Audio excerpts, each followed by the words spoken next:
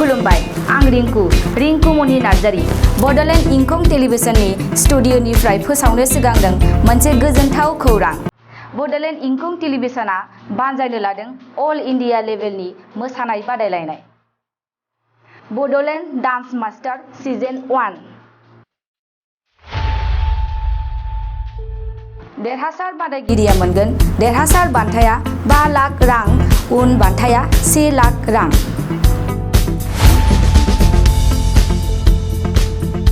अनलाइननि गेजेरजों थिसनहरदो गावबा गावनि मुं।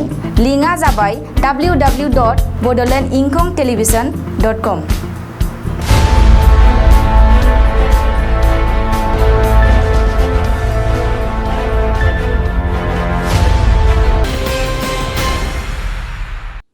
खुलुमबाय, बेयो बड'लेण्ड इंखं टेलिभिजन। दिनै 16 जुलाइ 2020 बिस्थिबारखालि सानसेनि बरादखौ नोंथांमोननि खाथियाव लानानै फैदों आं सदानन्द दैमारिया। सिगां फरायथिनो लादों मेष राशि।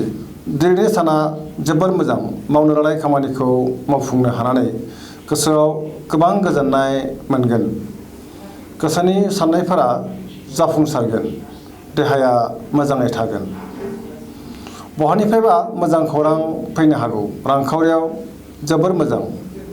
बेफार फालांगियाव मोजां मुलाम्फा मोननो हागोन। लोगोफोरनि हेफाजाब मोनगोन। न'खराव अनलायनाय फैगोन। गुबुननि गोसोखौ गोरलैयैनो बोनो हागोन। गोसोनि बोलोआ बांगोन। समाजाव मान मोनगोन। लाइमोनफोरा मोजां खौरां मोनगोन। गोबां बिथिङावनो मोजां फिथाइ मोननो हानानै गोसोखौ जोबोद गोजोननाय मोनबावगोन। वृष राशि। दिनैनि साना जोबोर मोजां। गोसोखौ जोबोर गोजोननाय मोनगोन। गोसोनि बोलोआ बांगोन। मावनो लानाय खामानिखौ थि समाव मावफुंनो हागोन। समाजाव मान मोनगोन। रांखावरियाव जोबोर मोजां होनजायो। मोननो गोनां धोनखौ दिनै मोननो हागोन। बेफार फालांगियाव मोजां मुलाम्फा मोनगोन। न'खराव बिसि फिसायनि गेजेराव अनलायनाय फैगोन। देहाया मोजाङै थागोन। गुबुननि हेफाजाब मोनगोन। जायखि खामानि मावा मानो गोरलैयैनो मावफुंनो हागोन।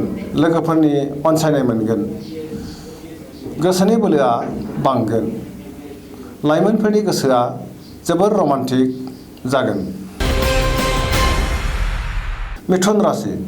दिनैनि साना बारा मोजां नङा। सोरजोंबा थगायजानानै गोसोखौ जोबोर गाज्रि मोनगोन। सांग्रां जानाया गाहाम। देहाया मोजाङै थागोन। रांखावरियाव मोजां। बेफार फालांगियावबो मोजां होनजायो। न'खराव अनलायनाय फैगोन। समाजाव मान मोनगोन। गोसोनि बोलोआ लोरबां जालांगोन। मावनो लानाय खामानिखौ मावफुंनो अदेबानि हागोन। गुबुननि हेफाजाब लानांगोन। लाइमोनफोरनि गोसोआ जोबोर रमान्टिक जागोन। फरायसाफ्रा फरायनायाव गोसो दुंगोन। कर्कट राशि। दिनैनि साना बारा मोजां नङा। गोसोआव गुलुं गुजुं साननाय फैगोन। मावनो लानाय खामानिखौ थि समाव मावफुंनो हानाय नङा। रांखावरियाव मोजांद्राय नङा। खहा जानो हागौ। बेफार फालांगियाव मोजां नङा होनजायो। देहाया मोजाङै थागोन। अब्लाबो जानाय लोंनायाव सांग्रां थानाया गाहाम। गुबुननि हेफाजाब मोननो हागोन। न'खराव अनलायनाय फैगोन। समाजाव मान मोनगोन। फरायसाफ्रा मोजां फिथाइ मोनगोन। जायखि खामानि मावा मानो हेंथा नुजाथिनो हागौ। सांग्रां जानाया गाहाम। सिंह राशि। दिनैनि साना जोबोर मोजां। गोसोआव जोबोर गोजोननाय फैगोन। मावनो लानाय खामानिखौ गोरलैयैनो मावफुंनो हागोन। सोरबा लोगोनिफ्राय मोजां खौरां मोननो हागौ। रांखावरियाव जोबोर मोजां। अब्लाबो नाङा फाङा खरसाया बांगोन। बेफार फालांगियावबो मोजां होनजायो। गोसोनि साननायखौ गुबुननो फोरमायनो हानानै गोसोखौ जोबोर गोजोननाय मोनगोन। न'खराव अनलायनाय फैगोन। समाजाव मान मोनगोन। देहाया मोजाङै थागोन। कन्या राशि। दिनैनि साना बारा मोजां नङा। गोसोआव बेले बेजे साननाय फैगोन। रांखावरियाव मोजां होनजायो नाथाय खरसाया बांगोन। बेफार फालांगियाव मोजां, देहाया मोजाङै थागोन। अब्लाबो जानाय लोंनायाव सांग्रां थानाया गाहाम। गोबां मुंदांखा सुबुंजों लोगो मोनलायनायनि खाबु जागोन। न'खराव अनलायनाय फैगोन। गोबां खामानियाव मुखुब थागोन। समाजाव मान मोनगोन। गुबुननि गोसोखौ गोरलैयैनो बोनो हागोन। सोरबा लोगोआ जेंनायाव खोख्लैनो नाजागोन। तुला राशि दिनैनि साना जोबोर मोजां। गोसोनि बोलोआ बांगोन। गोसोनि साननाया जाफुंगोन। मावनो लानाय खामानिखौ गोरलैयैनो मावफुंनो हागोन। देहाया मोजाङै थागोन। रांखावरियाव जोबोर मोजां। मोननो गोनां धोनखौ दिनै मोननो हागोन। जेनिबो आंखाल जानाय नङा। न'खराव बिसि फिसायनि गेजेराव अनलायनाय फैगोन। समाजाव मान मोनगोन। बेफार फालांगियाव मोजां मुलाम्फा मोननो हागोन।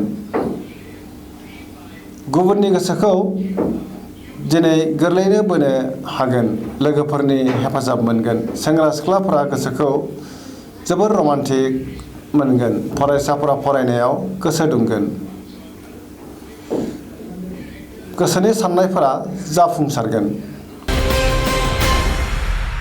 वृश्चिक राशि दिनैनि साना बारा मोजां नङा।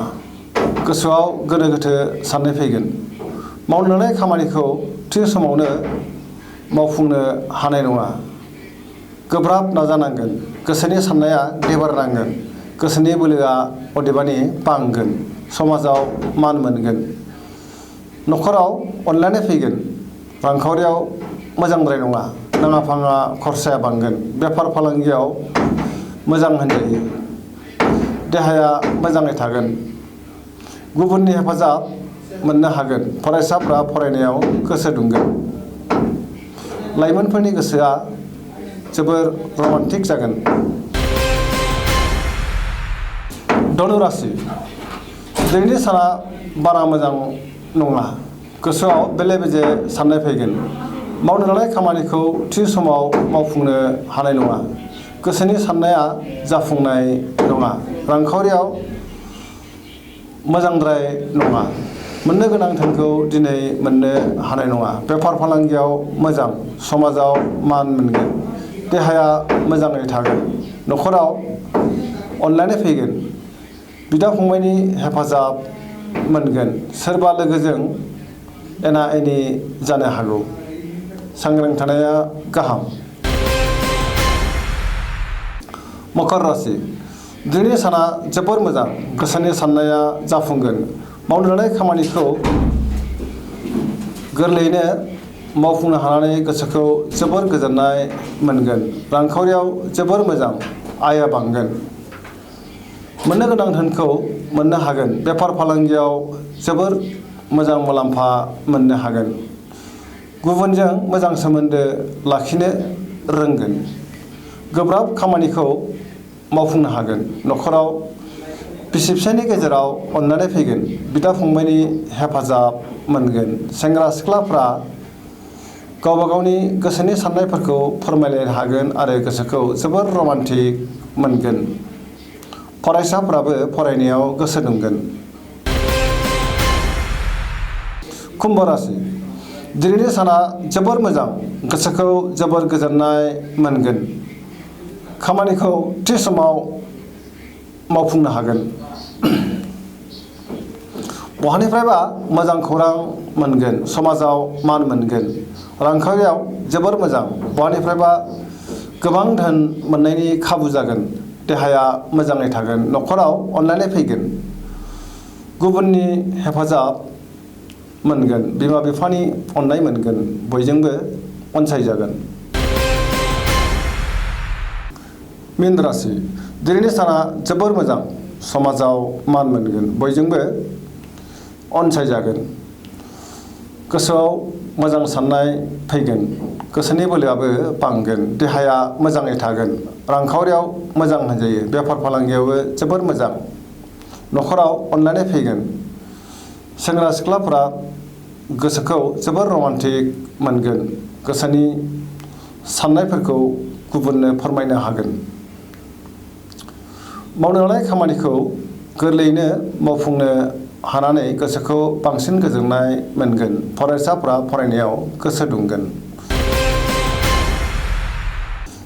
दिनैनि रासि फरायथिनाया एसेनोसै। जोबनायाव बेखौनो खावलायो जाहाथे नोंथांमोना सानफ्रामबो जोंनि बे बड'लेण्ड इंखं टेलिभिजनखौ नायबाय थायो आरो साबस्क्राइब खालामो।